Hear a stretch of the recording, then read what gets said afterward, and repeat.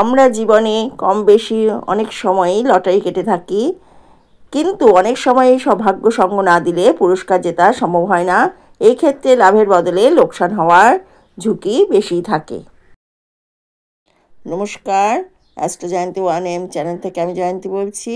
আমার চ্যানেলে সবাইকে স্বাগত।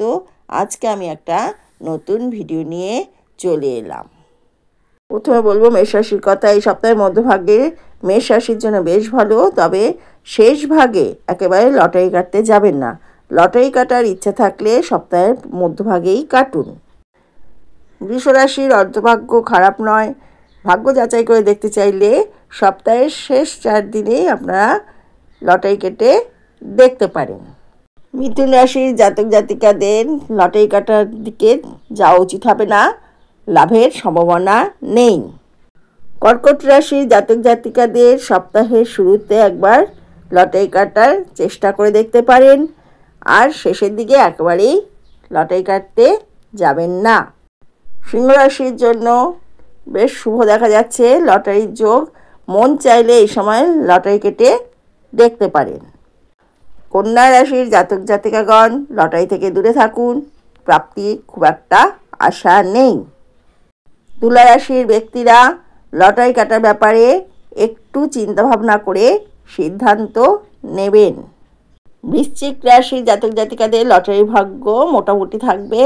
মন চাইলে কম টাকার লটারি কেটে দেখতে পারেন। ধনু রাশির ব্যক্তিদের অর্থপ্রাপ্তির থেকে খরচ হয় বেশি। লটারি কাটার ব্যাপারে ভেবেচিন্তে এগোনো উচিত। মকর রাশির জাতক জাতিকাদের এই সপ্তাহে আয় ব্যয় সমান দেখা যাচ্ছে। এই কথাটা মাথায় রেখেই লটারি কাটা উচিত। কুম্ভ রাশির জাতক জাতিকাগণ খুব বেশি অঙ্কের লটারির টিকিট কাটতে যাবেন না, ভেবেচিন্তে কাজ করবেন। মীন রাশির জাতক জাতিকাদের লটারি কাটা থেকে দূরে থাকাই ভালো। আপনারা একেবারেই লটারি কাটতে যাবেন না। লটারি কেটে অনেকেই রাতারাতি বড়লোক হতে চান, কিন্তু লাভের চেয়ে লোকসানই হয় বেশি, প্রচুর অর্থক্ষতি হয়।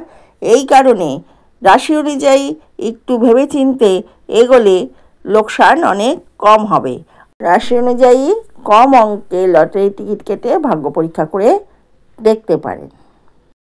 ভিডিওটি ভালো লাগলে লাইক কমেন্ট শেয়ার করে দেবেন। আমার চ্যানেলে নতুন এসে থাকলে চ্যানেলটি সাবস্ক্রাইব করে দেবেন এবং পাশে থাকা বেল আইকনটি প্রেস করে দেবেন, যাতে আমার ভিডিওর নোটিফিকেশান আপনার কাছে পৌঁছে যায়। ধন্যবাদ, নমস্কার।